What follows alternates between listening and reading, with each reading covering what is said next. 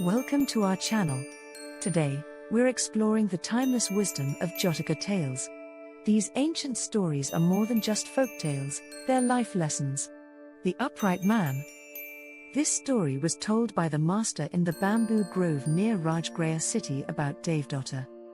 The story of Devadatta will be told, up to the date of the Abhimara-employment, in the Khandahala-jataka, up to the date of his dismissal from the office of treasurer, in the Cullahamsa-jataka, and, up to the date of his being swallowed up by the earth, in the 16th Book in the Samudda-vanija-jataka. On the occasion now in question, Devadatta, through failing to carry the 5 points which he had pressed for, had made a division in the Brotherhood monks' order, and had gone off with 500 brethren monks to dwell at Gaya-sisa.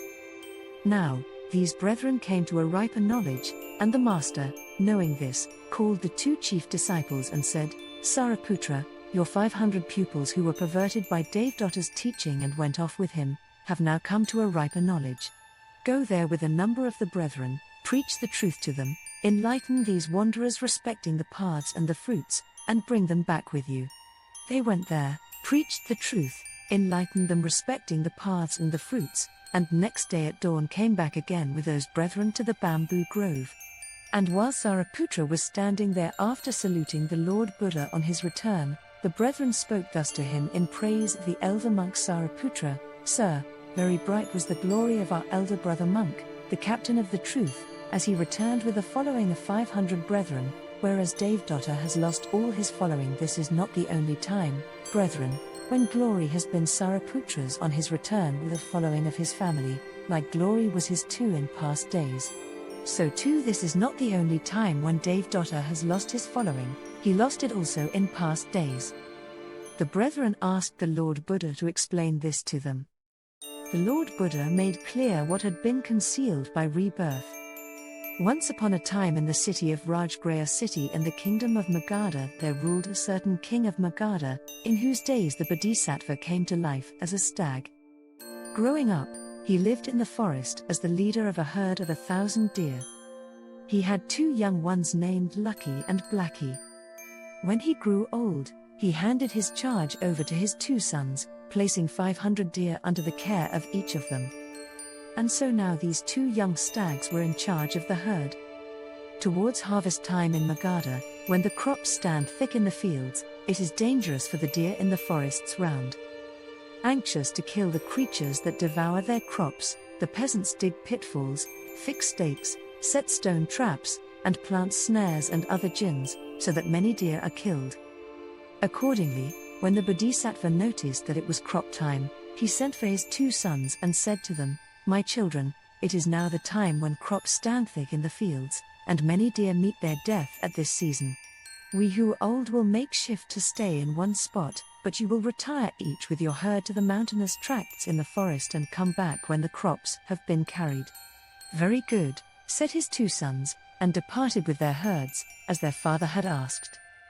Now the men who live along the route know quite well the times at which deer take to the hills and return from there. And lying in wait in hiding places here and there along the route, they shoot and kill numbers of them. The dullard Blacky, ignorant of the times to travel and the times to halt, kept his deer on the march early and late, both at dawn and in the twilight, approaching the very confines of the villages. And the peasants, in ambush or in the open, destroyed numbers of his herd. Having thus by his mindless wrongdoing worked the destruction of all these, it was with a very few survivors that he reached the forest. Lucky on the other hand, being wise and clever and full of resource, never so much as approached the confines of a village. He did not travel by day, or even in the dawn or dusk. Only in the dead of night did he move, and the result was that he reached the forest without losing a single head of his deer. 4 months they stayed in the forest, not leaving the hills till the crops were carried. On the homeward way Blacky, by repeating his former wrongdoing, lost the rest of his herd and returned solitary and alone, whereas Lucky had not lost one of his herd, but had brought back the whole 500 deer, when he appeared before his parents. As he saw his 2 sons returning, the Bodhisattva framed the stanza in concert with the herd of deer, The upright kindly man has his reward. See Lucky leading back his troop of family while here comes Blacky cut of all his herd.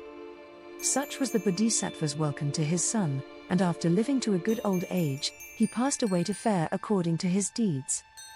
At the close of his lesson, when the master had repeated that Sariputra's glory and Devadatta's loss had both had a parallel in past days, he explained the relation linking the two stories together and identified the birth, by saying, Devadatta was the Blackie of those days, his followers were Blackies following, Sariputra was the Lucky of those days, and his following the Buddha's followers. Rahul's mother, wife of Buddha, was the mother of those days, and I myself was the father.